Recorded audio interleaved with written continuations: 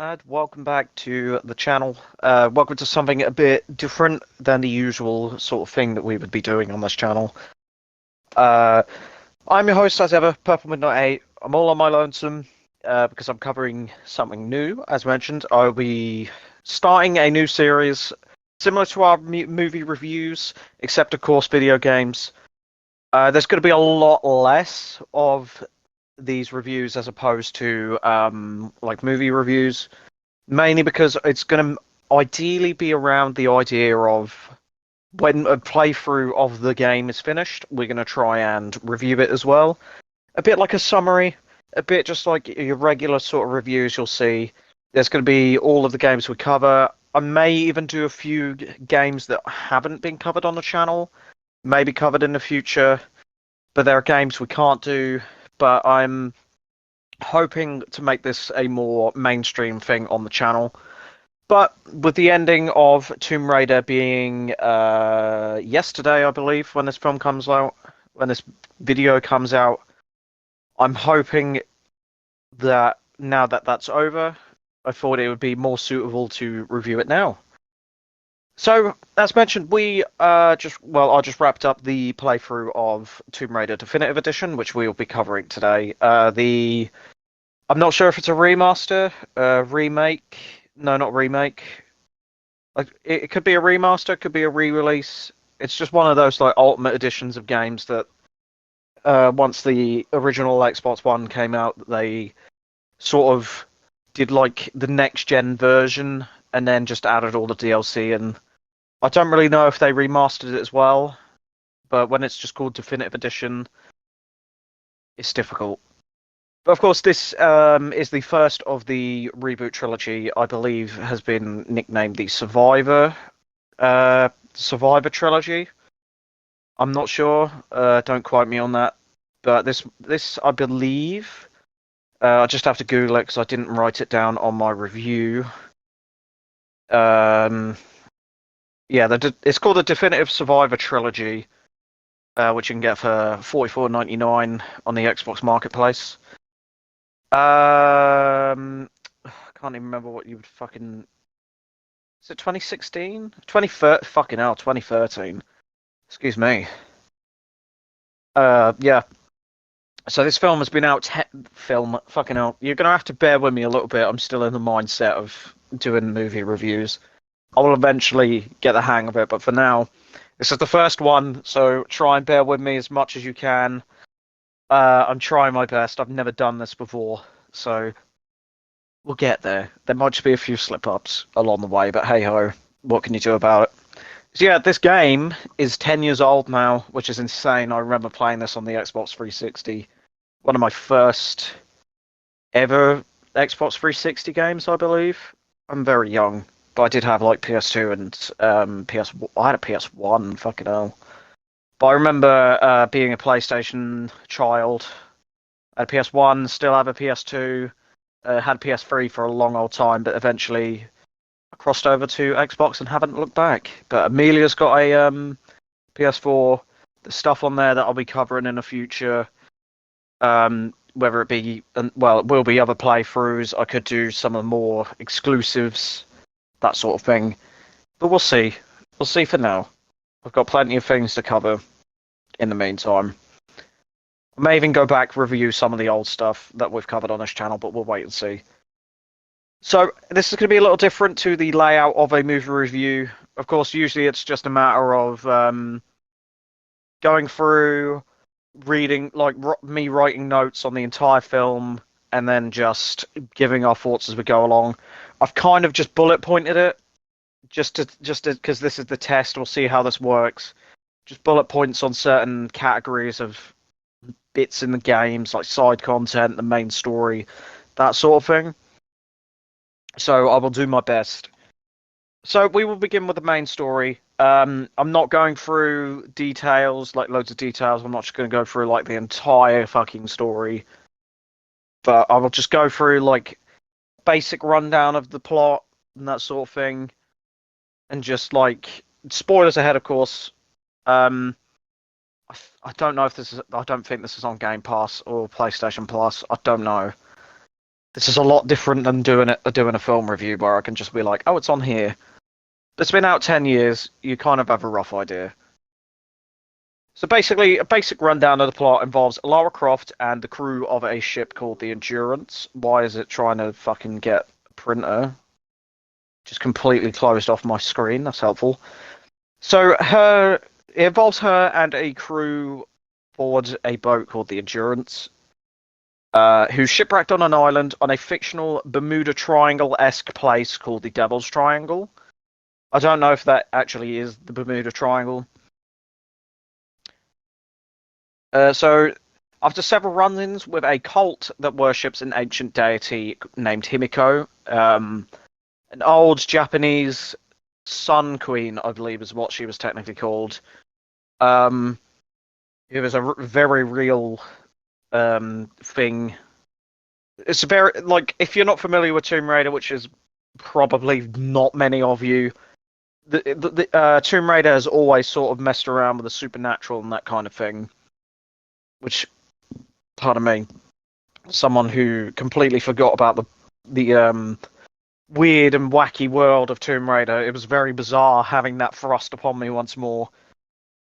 But so the island essentially is an old Japanese World War II base. So as you go throughout the game, there's all old bunkers, all old vehicles, like still dead bodies of soldiers on the island.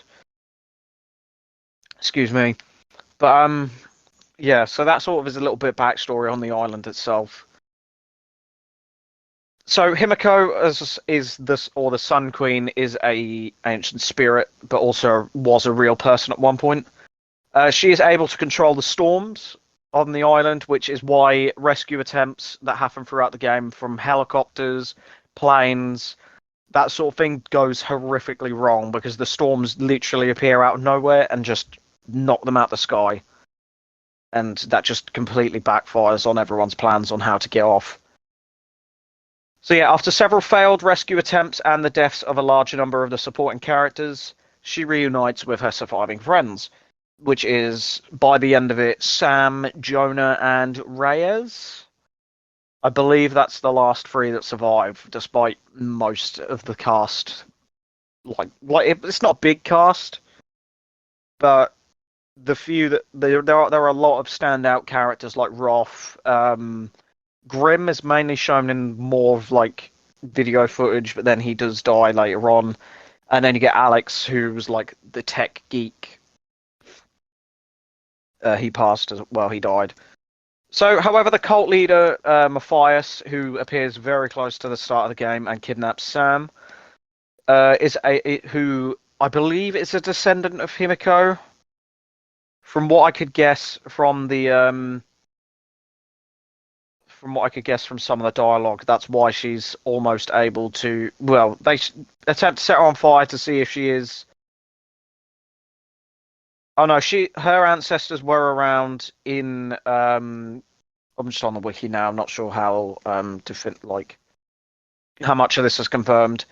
Her mother's Portuguese, her father's Japanese. Her ancestors having escaped from Yamatai prior to Himiko's fall.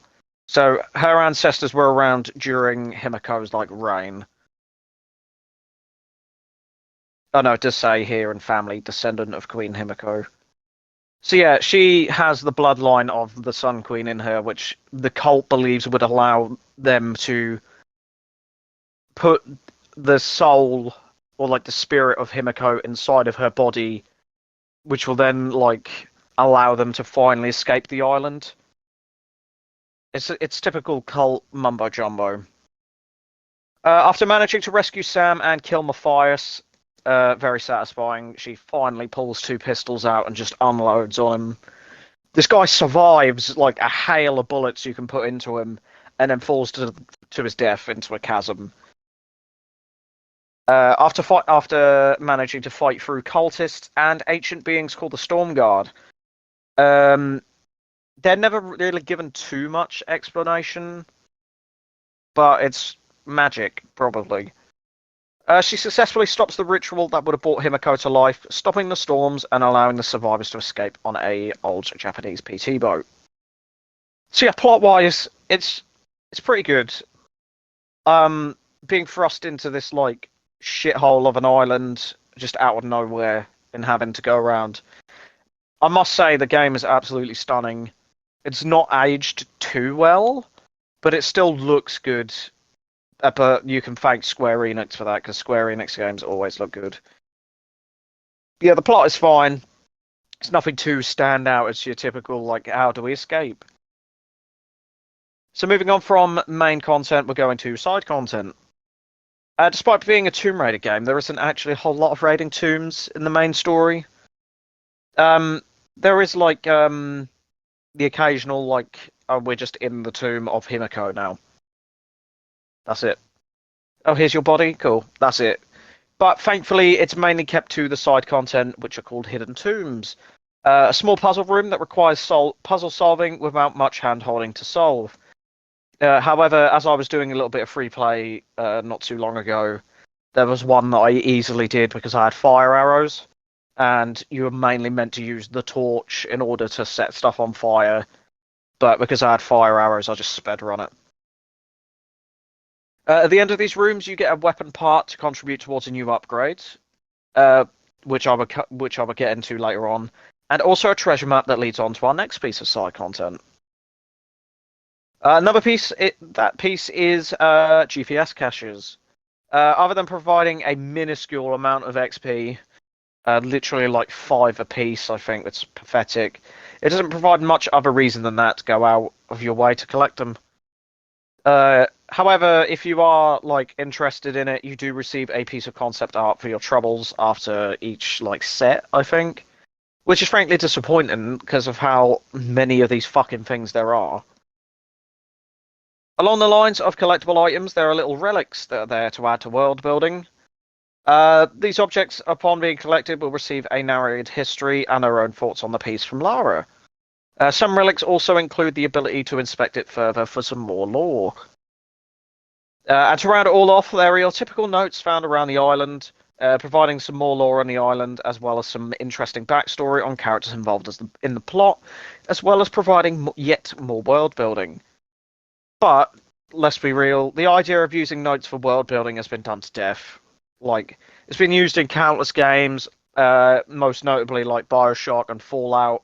You've got the holotapes, you've got like the audio logs. We've all seen them before. It's nothing special. It's just another like bit of padding, but also it's good padding, I guess, because you've got lore and some like hidden backstory if you want to go out your way to find it. So moving on, we now go on to gameplay, and the gameplay is exceptional. Like using a bow, like for the first time for so long, it felt so smooth. Like bows, we've all seen bows before 100 times. Like you've got your games like Far Cry, probably the most famously, I would have to say. But like this feels so much better, and the countless different like arrow types you can get, like the explosive ones. The explosive ones I didn't get until when I was continuing the free play, just because later on you get a grenade launcher for the assault rifle. Just works just as well. I haven't even used the explosive arrows in my free play. I probably should, because then I'll probably think, fucking hell, I should have been using these instead of a grenade launcher. But you get the rope arrows as well. The rope arrows are really good. You can create zip lines. You can pull stuff down. You can pull enemies off ledges to their deaths. However, this barely worked for me. There was a few times, but other than that, I was just shooting it and it wasn't doing anything. But it does provide a genuine feeling of how it would be to use a bow with no experience or little experience. Progressing through the game, you also unlock several new weapons and different kinds of equipment to help solve puzzles and open new paths. Like you get the assault rifle. It's just an assault rifle. It's just pretty pointless for the most part until later on where you unlock the grenade launcher and then it actually has a bit more use to it. You get your pistol, pretty bog standard stuff. But the shotgun, I think, is the most gameplay changing, just because you can now blow open barriers to old areas. So you can go back, you can blow these barriers down, piece of piss, get the stuff that's inside it. I think it's the last weapon you get, but it's definitely one of the best, and it absolutely decimates enemies. Yeah, so you get your different kind of arrows, like I mentioned, burning enemies, blowing them up, creating zip lines. Shotguns allow for the destruction of weak wooden walls to access the collectibles discussed before, but of course they are most useful for dispatching Lara's enemies. You also get this thing called a rope ascender. I haven't written it down here. You get that when you go back to the wreck of the Endurance. God, it just makes it so much easier to be able to go back up the zip lines instead of slowly climbing. You can pull down heavier objects faster. It's very helpful. So you have to collect salvage, which is a must if you do want to upgrade your weapons, needing for more better upgrades, needing to loot both enemies, animals, and boxes around the map. You also get plants, but I never found a lot of them. These upgrades, of course, improve weapon stats, but as a nice touch, it does physically change the weapon. Physically changes the appearance of it. Um, Unlike Call of Duty, for example, where you just put an attachment on it and that improves the stats. It's like you upgrade the weapon and it'll physically have like. It's similar to that, I guess, in regards to like, oh, you're upgrading to put a grip on it. Cool, now it's got a grip on it. But buying the upgrade changes it, not putting the mod on it. Kind of. This sounded better in my head. I don't know if that helps. But anyway, we'll move on. As mentioned earlier, collecting these weapon parts unlocks new upgrades, but will also change the appearance of your weapon drastically, often changing the model of the weapon entirely. Like how the assault rifle, which is an SMG to begin with, don't ask. It's a, I think it's a Type 99 submachine gun. You've all seen it. It's a bit like the Sten. It's got the stick mag on the side that usually they hold onto as like a grip. Turns into an AK and then turns into this like AR-15 type assault rifle. Like the bow will go from like this piece of shit wooden one to like a proper competition. And the pistol, which I didn't get fully upgraded until I did all of the tombs, which is by now pointless because I finished the fucking game. Turns into a Desert Eagle style gun. It's pretty cool. And the shotgun goes from like a trench gun to like a Spas 12. That's wonderful. And of course, because it's an RPG, as you gain more and more XP, you will of course unlock skill points that can be used to improve our skills.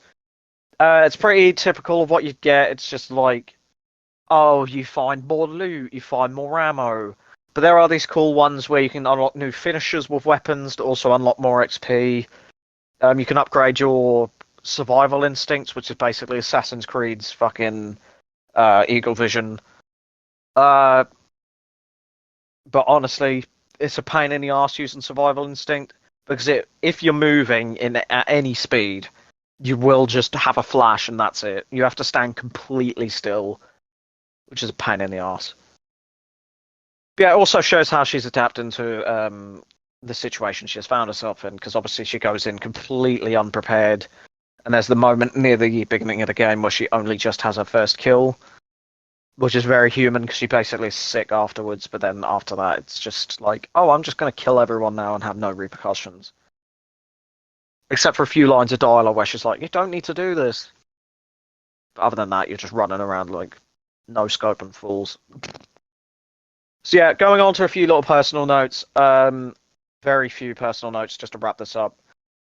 Tomb Raider is an excellent modern upgrade to a classic franchise that adds enough to the series that warrants its existence. Lara is not an action hero that she has been portrayed as in the past games, but an explorer that was thrown into a situation where she had to adapt and had to fight or die. Despite its detailed open world, it unfortunately is rather void of life, as after the main game story is over, there are very few enemies populating the world to keep things interesting, between raiding tombs and hunting down other collectibles. It's true. Like, I'm just walking around, it's quiet, there's not a whole lot going on. It's a shame. There's like one or two enemies. They haven't got like unique dialogue or anything, it's just like recycled ones from earlier. The gunfights themselves are unfortunately rather underwhelming, with plenty of bullet sponge enemies to fight. However, headshots are a must on most enemies, and shooting them off of zip lines as they suck up a large amount of precious ammo. Because, good God, they take a lot of ammo, even from like end game weaponry. It's just a pain in the ass. And there are ones that wear armor as well. Like, admittedly, shooting like explosive barrels around them and stuff will fucking wipe them out. But other than that, it's just it's a bit shit. I have played the other two, and if I remember correctly, it is better. It is better quality, like gunfighting, because God, it fucking needed an overhaul. But we'll see. We'll cover them when we get to them.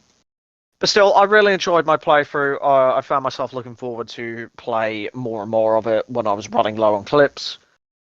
But I'm also really looking forward to covering the other games in the series as well. Just because that's Tomb Raider. That they won't be far away. Don't worry. They will be over the next probably couple of months. Got a couple more series to do in between. Dead Space 3 has just started co-op with me and Morgan. But other than that, I think after that is Rise of the Tomb Raider, and then I've got another game, and then I've got Shadow. So yeah, Rise is next, and then Shadow is later on. But yeah, for now, well, I hope you enjoyed. Apologise if this wasn't the usual. I want to say quality, but it's never really ideal. So I apologise for that. Well, either way, I hope you enjoyed. Something a little different I just wanted to try out. We did sort of joke about it, me and Morgan, when we covered Resident Evil 6 back when. But we never really come around to it. But I just thought I've got a solo playthrough. I thought I had an idea about halfway through playing it of how I could lay it out. So I've just sort of winged it a little bit. But we'll wait and see. I should be able to adapt it over time, but this is the first of hopefully many. So, anyway, I hope you enjoyed. Thank you ever so much for listening to my ramblings for the past 20 odd minutes or so. Bigger games will obviously take longer, but in the meantime, I've been your host as ever, Purple Midnight 8. Thank you ever so much for listening. You can find all of our links in the description below inside of the link tree. But for now, I will see you all later. Bye bye.